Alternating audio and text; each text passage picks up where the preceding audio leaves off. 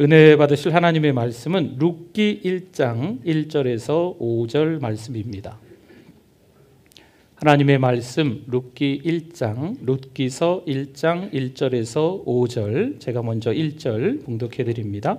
사사들이 치리하던 때에 그 땅에 흉년이 드니라. 유다 베들레헴에 한 사람이 그의 아내와 두 아들을 데리고 모압 지방에 가서 거류하였는데 그 사람의 이름은 엘리멜렉이요 그의 아내의 이름은 나오미요 그의 두 아들의 이름은 말론과 기련이니 유다 베들레헴 에브라 사람들이더라.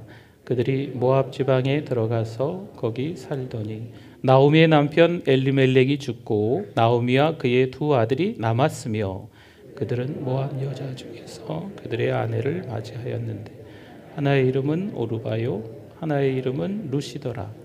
그들이 거기에 거주한 지 10년쯤에 같이 읽습니다. 말론과 기련 두 사람이 다 죽고 그 여인은 두 아들과 남편의 뒤에 남았더라. 아멘. 잘 오셨습니다. 은혜 많이 받으세요. 네. 흉년은 농작물이 잘 되지 않았을 때를 말합니다. 그리고 요즘처럼 여러 가지 이유로 경기가 좋지 않을 때를 비유를 들어서 흉년이다 이렇게 말하기도 합니다. 흉년이라는 그저 흘러가는 힘들고 어려운 크로노스의 시간이지만 하나님께서 개입하시는 카이로스의 시간이 분명히 있는 줄 믿습니다. 우리는 흉년으로 불평하지만 하나님께서는요, 그 흉년 가운데서도 하나님의 뜻이, 하나님의 마스터 플랜이 항상 있는 것을 깨달을 수 있기를 바랍니다. 참 인생이 우여곡절이 많지요. 인생이 좀 화려하지요. 이랬다 저랬다 올라갔다 내려갔다 기분 좋았다 슬펐다 감사했다 속상했다 그 삶이 다양한 조각조각들로 되어 있는 거예요. 어느 정도 인생을 살면 이 정도면 내가 인생의 경지에 올랐구나 이런 게 있지 않고 인생은 계속 여정이다라는 말을 쓰는 것 같습니다. 오늘 한 가정을 좀 소개하려고 합니다. 이 가정에 흉년이 찾아왔습니다. 살고 있는 지역에 흉년이 찾아오고 또 그 가정에도 흉년이 찾아왔어요. 그때 이 가정이 어떤 선택을 하는지 우리가 들여다보고 우리는 그러한 일이 있었을 때 바른 선택을 할 수 있도록 잘 좀 찾아보도록 하겠습니다. 잊혀진 가정처럼 생각됩니다. 하지만 하나님은 이 가정을 잊지 않으셨습니다. 한 해를 보내고 두 해를 보내며 여러 해를 보내며 2022년을 맞이한 우리들도 어찌어찌해서 하나님 앞에 불충한 종으로 때로는 죄 많은 인생으로 살아가고 있기에 하나님이 잊지 않았을까? 하나님께 잊혀진 가정이 아닐까? 내 자식이 하나님 앞에 다 잊혀진 자식들이 아닐까라고 생각할 수도 있지만 하나님은 그렇지 않으십니다. 하나님은 잊지 않으시는 줄 믿습니다.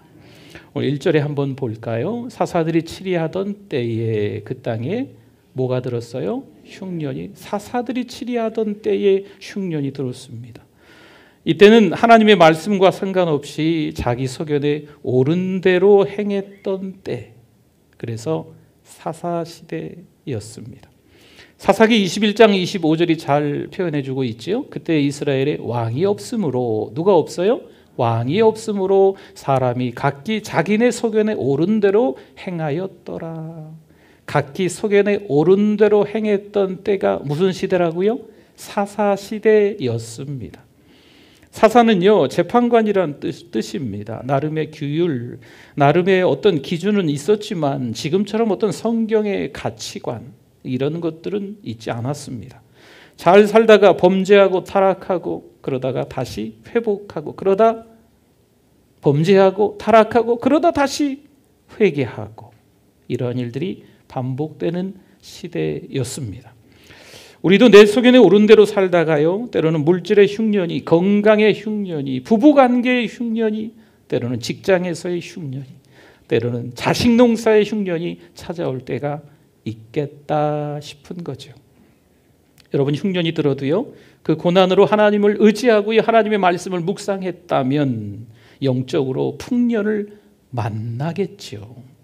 그런데 고난이 왔다고 말씀도 보기 싫고 기도하기도 싫고 찬송도 싫고 교회 가기도 싫고 믿음의 사람들을 만나기도 싫다면 여러분, 이것은 영적인 흉년이 찾아온 겁니다.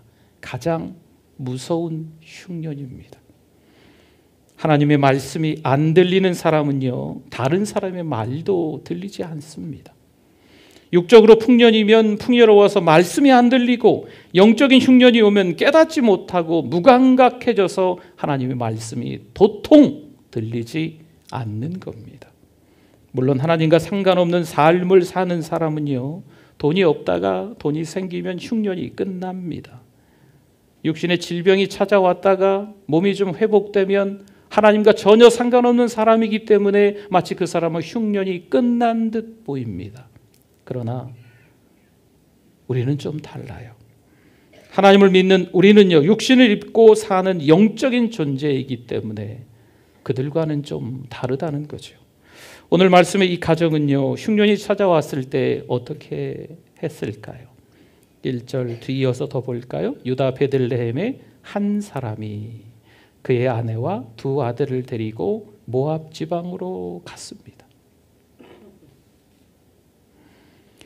흉년을 피해서 가족들과 함께 어디로 갔다고요? 모압 지방으로 갔습니다. 이들이 살고 있던 곳은 베들레헴이었는데 베들레헴에서 모압 지방으로 가버렸습니다.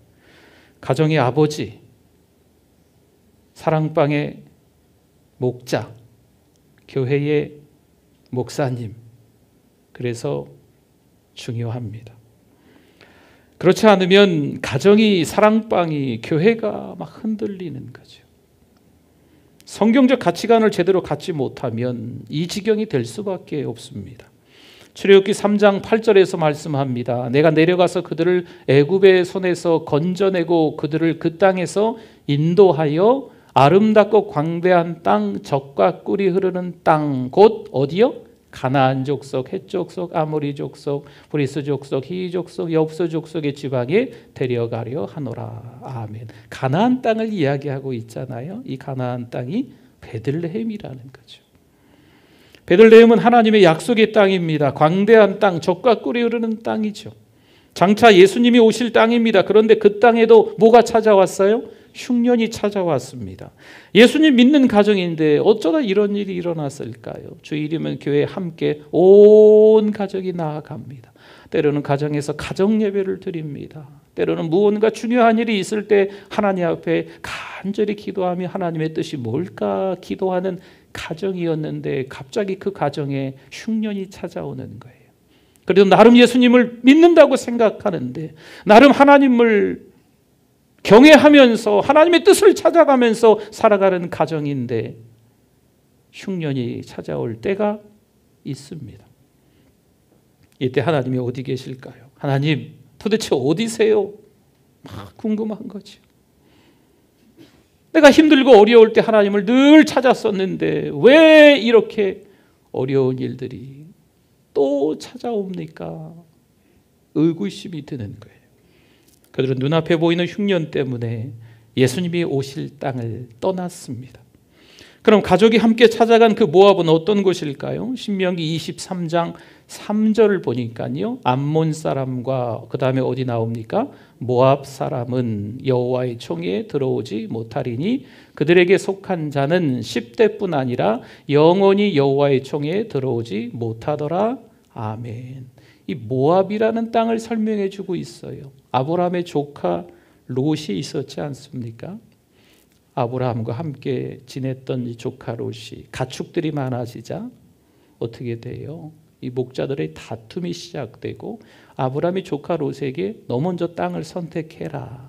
네가 자하면 내가 우하겠다 했더니 좋은 땅을 선택해서 롯이 갔지만 그 소돔과 고모라가 멸망하게 되지요. 그래서 어쩌어쩌 해가지고 자기 딸들과 동침하여서 낳아서 만들어진 족속이 모압 족속입니다. 예수님과 전혀 상관없는 곳에 잘 먹고 잘 살기 위해서 이 한 가정이 찾아가고 있는 겁니다. 전도서 7장 14절에서 말씀합니다. 우리 같이 한번 읽어주십시오. 형통한 날에는 기뻐하고 공고한 날에는 되돌아보아라. 이 두 가지를 하나님이 병행하게 하사 사람이 그의 장래 일을 능히 해야 하려 알지 못하게 하셨느니라. 아멘. 하나님은 형통한 날과 곤고한 날 두 가지를 병행하게 하셨다라는 거죠. 형통한 날도 있고 곤고한 날도 있다는 거죠. 형통한 날도 있고 공고한 날도 있는 것이 하나님의 창조의 질서입니다.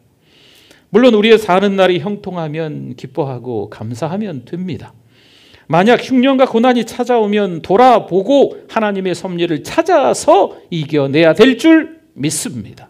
형통한 날도 한 조각이고 곤고한 날도 인생의 한 조각이고 인생의 여정이라는 거죠. 그 조각들이 모여서 하나의 작품을 만들어가는 거예요. 여러분 조각 맞추는 거 있잖아요. 퍼즐, 그렇죠? 그런 거와 같은 거예요. 퍼즐 한 조각 한 조각들이 모여서 작품이 된다는 거죠. 거기에 하나님의 섭리가 반드시 있습니다. 하나님은요 나오미를 잊으신 것 같지만 잊지 않았습니다. 그 가족들을 볼까요? 2절입니다. 그 사람의 이름은 엘리멜렉이요 그의 아내의 이름은 나오미요 그 두 아들의 이름은 말론과 기련이니 나옵니다. 한 가정이 나오지요. 아버지 아비멜렉, 어머니 나오미, 두 아들 말론과 기련. 이 아버지 엘리멜렉은요 엘리는 나의 하나님이라는 뜻이고 멜렉은 왕입니다. 나의 왕이십니다. 하나님은 이런 의미가 있는 아버지의 이름의 뜻이에요. 나오미는 기쁨, 희락 이런 의미를 담고 있는 게 나오미입니다. 그럼 이름으로 봐서 믿음이 좋고 경건해 보이지 않겠어요? 그런데 이 가정이 어디로 피했다? 모압으로 피했다. 어디로 떠났다? 세상으로 떠나버렸습니다. 믿음이 있는 줄 알았는데 자기 자신도 자기에게 속은 거죠. 그럼 아들들은 어떨까? 이 아들들의 이름을 통해서 짐작할 수 있는 거예요. 이 말로는요 병약하다, 기료는 쇠약하다라는 이름도 있고 낭비가 심하다라는 뜻을 갖고 있어요. 그러니 이 자식들이 이 부모의 마음을 참 많이 아프게 했구나. 자식 농사 참 짓기 어렵구나라는 것을 볼 수 있는 두 아들입니다. 물론 부모 1세대 신앙은 너무 좋았겠지요. 그러나 그 자녀들을 양육하는 게 성경적으로 양육하는 게 믿음으로 양육하는 게 우리 뜻대로 잘 되지 않는다는 거예요. 내 뜻대로 어떻게 해서 이 아이들이 믿음으로 잘 크겠지. 하루빨리 그 착각을 내려놔야 그 자녀들을 하나님이 책임지시는 거예요. 인생의 흉년이 와봐야 내 수준이 드러납니다. 부족함이 없을 때는요 뭐든지 믿음으로 감당할 것 같아도요 흉년이 오면 우리 믿음의 현주소가 드러나요. 교회를 자기 마음대로 왔다 갔다 하는 거죠. 기도를 자기 마음대로 했다 안 했다 하는 거죠. 찬송을 자기 마음대로 했다 안 했다 하는 거예요. 하나님의 말씀을 기분 나쁘면 안 듣고 자기 기분 좋으면 듣고. 여러분 힘들고 어려운 일이 왔을 때 우리의 신앙의 이 수준이 드러날 수밖에, 들통날 수밖에, 다 들추어질 수밖에, 때로는요 믿음의 뿌리까지 다 뽑힐 수밖에 없는 것이 영적인 흉년입니다. 2절에서 말씀을 한번 더 이어서 봅시다. 유다 베들레헴 에브랏 사람들이더라. 한 가정을 소개하고 있는데요 이 가정이 어느 지역 사람들인지를 소개하고 있어요. 유다 베들레헴 어디 사람들이요? 에브랏 사람들이라고 합니다. 여러분 에브랏이 어디냐면요 다윗의 아버지 이새가 에브랏 사람이에요. 다시 말씀드리면 이 가정은 예수님의 계보와 연관이 있다는 거죠. 예수님을 떠나서는 안 될 가정이 바로 이 가정입니다. 믿음의 땅에 거해야 합니다. 믿음의 환경에서 자녀를 키우는 것이 중요합니다. 어찌어찌한 일이 있어도요, 인생의 어떤 퍼즐 한 조각이 내 마음에 안 드는 구석이 너무 많이 있어도 또 다른 퍼즐 조각들과 잘 맞춰지면 하나님의 섭리를 깨달을 수 있기 때문에 교회라는 공동체를, 믿음이라는 그 신앙을 떠나서는 안 된다라는 말씀이죠. 3절 봅시다. 3절. 어떤 일이 있을까요? 나오미의 남편 엘리멜렉이 어떻게 됐어요? 죽고 나오미와 그의 두 아들이 남았으며. 남편이 죽었습니다. 물론 두 아들은 현재 남아있지요. 이제라도 나오미는 어떻게 해야 될까요? 깨달아야 합니다. 이제라도 깨닫고 베들레헴으로 돌아갔어야 했습니다. 그런데 이 사람들이 오기라는 게 막 생기죠. 내가 이걸로 베들레헴에 돌아가면 어떻게 하나. 사람들이 손가락질 하겠지. 아이고 그때 흉년이라고 이민을 간 건지 잠깐 모압으로 이주 간 건지는 모르겠지만 아무튼 그렇게 갔다가 남편 죽고 돌아왔구나. 내가 이걸로 돌아갔다간 안 되지라고 생각을 하는 거죠. 한 달, 두 달, 여러 달, 때로는 한 해, 두 해 신앙생활을 하다가 어찌어찌 해가지고 교회를 등지는 거죠. 여러분, 그럴 때 빨리 우리의 믿음을 회복해야만 합니다. 내가 조금 더 신앙으로 회복되고 교회 가야지. 교회 공동체 밖에서 신앙을 회복할 수 있을까요? 나 혼자 성경 보고 기도하고 나 혼자 찬송하면 믿음이 많이 성장할 수 있을까요? 쉽지 않습니다. 사단은요, 홀로 있는 그때를 노립니다. 홀로 있는 그때에 우리의 믿음이 저기 바닥으로 떨어지는 그때입니다. 잊지 마셔야 돼요. 늦었다 생각하겠지만 그때 빨리 돌아와야 됩니다. 나오미가 어떻게 했을까요? 나오미가 베들레헴으로 돌아갔을까요? 4절 한번 보겠습니다. 4절. 그들은 모압 여자 중에서, 나오미가 또 다른 선택을 하는 거예요. 모압 땅에서, 모압 여자 중에서 그들의 아내를 맞이하였는데 두 아들이 결혼을 하는 거죠. 모압 여인들과. 하나의 이름은 오르바요. 또 하나의 이름이 뭐예요? 우리가 나중에 이제 만나게 되겠죠. 루시더라. 그들이 거기에 거주한 지 몇 년이요? 10년쯤의 말씀으로 이어집니다. 깨달아야 하는데 자기 힘으로 뭔가 회복하려고 하는 거죠. 내가 해결할 수 있어. 내 믿음으로 해결할 수 있어. 내가 이 정도면 해결할 수 있어. 빨리 내려놓으셔야 돼요. 착각입니다. 하나님이 해결해 주셔야 돼요. 이 정도 인생의 퍼즐 조각들이야 내가 잘 다듬어서 바꿀 수가 있어? 아니에요. 모난 인생의 퍼즐 조각이라도 함께 맞춰지는 그 아구가 있어요. 잘 맞춰지는 때가 있다니까요. 절대 다른 조각하고 맞춰지지 않겠다 싶은 것도 잘 맞춰질 때가 있어요. 아구가 잘 맞아서 하나의 작품이 되는 거죠.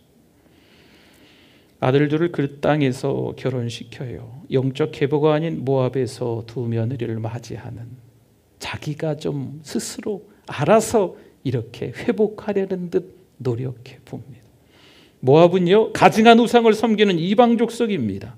나오미가 모압 사람들과 어울려서 그들처럼 살며 몇 년을 보내요? 10년을 보냅니다. 5절 볼까요? 5절. 말론과 기련 두 사람이 다 어떻게 됐어요? 죽고 그 여인은 두 아들과 남편의 뒤에 남았더라. 아멘. 10년 동안 영적인 회복은 전혀 없었다라는 거죠. 여러분, 하나님을 떠나서는 영적인 회복이 없습니다. 가지가 포도나무를 떠나서는 방법이 없습니다. 교회라는 공동체를 떠나서는 또 다른 신앙이 생기지 않을까? 나 혼자 하나님만을 잘 믿고 있으면 되지 않을까? 아닙니다. 성경은 그렇게 말씀하지 않습니다. 만약 하나님과 상관없는 집이라면요, 그냥 모압에서 잘 먹고 잘 살게 내버려 두셨겠지요. 그러나 하나님은 이 가정에 경고를 주시는 거예요. 물론 남편도 죽고 두 아들도 죽었지만 지금이라도 이 나오미가 하나님의 사랑임을 깨달아야만 합니다. 어떠세요? 흉년이 찾아왔습니까? 이제 한 해를 보내고 한 해의 시작인데 시작서부터 다시 한번 여러분들이 지금 내가 처한 신앙의 현주소가 어디쯤인지를, 하나님 어디 계세요? 하나님 계시기나 한 거예요? 하나님이 살아 역사하신다면 내가 이 모양 이 꼴이 됐겠어요? 혹시나 이런 영적인 흉년에 머물러 있지 않나 점검해 보셔야 합니다. 우리의 가정에서, 우리의 직장에서, 그리고 실패했다면, 취직에, 어떤 시험에 실패했다면 하나님을 만나기 좋은 때라는 겁니다. 하나님을 만나기 가장 좋은 때라고도 할 수 있어요. 흉년이 찾아왔지만 그때 다시 한번 하나님을 붙든다면 반드시 하나님은요, 우리를 잊지 않으십니다. 하나님 없는 모압에서 하나님과 상관없는 결정을 하고 계십니까? 나를 편하게 해줄 물질과 사람만 찾고 있나요? 여기저기 전화해서 이 사람 저 사람 만나서 이런 일 저런 일 하면서 돈을 벌어가면서 많은 사람들에게 잘 보이려고 하면서 혹시나 이렇게 살아가고 있지는 않습니까? 5절의 말씀을 다시 한번 보면요, 말론과 기론 두 사람이 다 죽고 그 여인은 누구일까요? 두 아들의 엄마죠. 엄마 이름이 나오미입니다. 나오미는 두 아들과 남편의 어디에요? 뒤에 남았더라. 나오미 혼자 남았더라라고 하는 거예요. 다 죽고 다 잃었어도 남은 나 자신을 통해서 하나님께서 하실 일이 있다. 아이고, 이것도 잃어버리고 저것도 떠나고 이것도 망가지고 이것도 꼬이고 여기도 막히고, 그래도 내가 살아있잖아요. 나 자신이 있잖아요. 그러면 하나님이 나를 통해서 하실 일이 있다. 아들이 죽는 게 한 조각일 수 있어요. 남편이 죽는 게 한 조각일 수 있어요. 모압 땅으로 잘못 선택해서 이주한 것이 한 조각일 수도 있어요. 그러나 이 모든 게 합력해서 선을 이루게 될 줄 믿습니다. 깨달아야 해요. 흉년으로 경고하신 하나님의 사랑을 깨닫기를 축원합니다. 죽고 잃었어도 남아있는 나에게 하나님의 섭리가 있을까요? 없을까요? 있습니다. 다 죽었지만 4명이 갔는데 홀로 남았지만 그럼에도 불구하고 나오미에게 하나님의 섭리가 있다 라는 거죠. 오늘이 힘드십니까? 그래도 예수님을 잘 믿어야 하는 이유는 무엇일까요? 혹시나 교회에서 마음에 안 드는 게 있습니까? 내가 저 사람한테 생책이라도 한번 내야 되겠다. 혹시나 불편한 관계 속에서 이를 갈고 계신 분이 있습니까? 한 교회 안에서 믿음 생활을 하는데 좋은 사람 싫은 사람 있어서 좀 불편한 관계가 있습니까? 여러분, 지금까지 받은 은혜가 커서 예수님을 잘 믿어야 됩니다. 물론 지금까지 누린 에베네셀의 은혜가 어마어마하게 크기 때문에 예수님을 잘 믿어야 되는 거 맞습니다. 사람 보지 마십시오. 목사도 사실 볼 게 못 돼요. 저랑 여러분들하고 너무 똑같잖아요. 그렇죠? 강단에서 하나님의 말씀을 전하는 저로서도 강단으로 내려가서 그 말씀대로 살지 못하는 이 부족한 저의 모습을 보고 통회할 때가 한두 번이 아니에요. 오늘은 하나님의 말씀을 전할 때 지킬 수 있는 말씀을 전해야지. 그런 시간을 가질 때가 저로서는 한두 번이 아닙니다. 그럼에도 불구하고 지킬 수 있다 생각하고 강력하게 말씀이라고 선포했는데 막상 삶의 현장에서 그게 잘 안 되더라고요. 여러분, 이게 우리들의 믿음의 현주소입니다. 내 인생이라는 삶의 그릇에 하나님이 무엇을 담아두셨는지 알 수 없기 때문에 예수님을 잘 믿어야 하는 거예요. 우리가 마음에 안 드는 퍼즐 조각들이 여러 조각들이 있을 수 있어요. 인생은 여정이기 때문에 때로는 힘들고 속상하고 누명 쓰고 가슴 아프고 왜 자꾸 나만 상처를 입는지 이런저런 퍼즐 조각들이 여러 개 셀 수 없이 많을 수도 있지만 하나님께서 내 인생이라는 그릇에 무엇을 담아두셨는지 하나님의 섭리가 어떻게 이어지는지 모르기 때문에 변함없이 예수님을 잘 믿어야 돼요. 그런 조각들이 다 맞춰질 때가 있을 거예요. 아, 그래서 그랬구나. 우리 어르신들이 더 잘 아시잖아요. 인생을 오래 살다 보니까 언제 한 10년 전에 20년 전에 그때는 그래서 그랬구나. 그때는 너무 속상했는데 막 배신감이 들었는데 한 해가 지나고 두 해가 지나가면서 하나님이 그럴 만한 이유가 있으셨구나. 그 지경까지 처하게 하시고 그러나 하나님이 나를 다듬으셨구나. 여러분, 인생이라는 우리 삶의 이 그릇 안에 무엇이 담겨 있는지 우리는 몰라요. 누가 아신다? 하나님이 잘 아시는 줄 믿습니다. 우리는 모르거든요. 하나님이 아시거든요. 그래서 우리는 예수님 잘 믿어야 돼요. 네, 딴 길로 가지 마시고 교회라는 공동체에 잘 오시고 서로 사랑하고 서로 이해하고 서로 용서하고 서로 돌아보고 서로 격려하는 것. 여러분, 그냥 이렇게 만나면 느껴지지 않습니까? 네. 안 느껴지세요? 네. 서로 이렇게 사랑한다라는 게 제가 너무 사랑해요. 저 사랑하는 거 아시죠? 이렇게 얘기 안 해도 느껴져야죠. 그렇죠? 가족인데 가족. 눈빛만 봐도 얼굴 표정만 봐도 네. 굳이 전화, 굳이 만남 이런 거 생략해도 하나님의 사람들이 교회 안에서 같이 이렇게 예배드리기만 해도 은혜가 철철 넘쳐야 될 줄 믿습니다. 전쟁터에서 막 총칼을 들고 싸우고 이럴 때는요 진짜 한마음 한뜻이 돼요. 근데 전쟁이 지나고 나면 어떨까요? 그 다음에 다시 그 모임에 여당이 있고 야당이 생기고 아웅다웅하고 막 이러는 거죠. 여러분, 우리의 전쟁은 끝나지 않았습니다. 주님 오시는 그날까지 우리의 전쟁은 계속될 겁니다. 우리는 한 마음 한 뜻으로 한 성령 안에서 하나가 되어야 될 줄 믿습니다. 나를 주목하시는 하나님, 나를 섭리하시고 나를 만들어 가시는 하나님을 꽉 붙잡고 2022년 달려가실 수 있기를 바랍니다. 2022년 새해 첫 주에서부터 여러분, 올해는 흉년이 없을 겁니다 라고 말씀을 못 드리겠어요. 올해는 뭐든지 하는 것마다 다 잘 될 겁니다 라고 말씀을 못 드리겠어요. 흉년이 찾아올 수 있습니다. 인생의 흉년이 불현듯 갑자기 찾아올 수도 있어요. 그러나 그때의 믿음으로 이겨내는 삶 되실 수 있기를 축원합니다. 기도하겠습니다.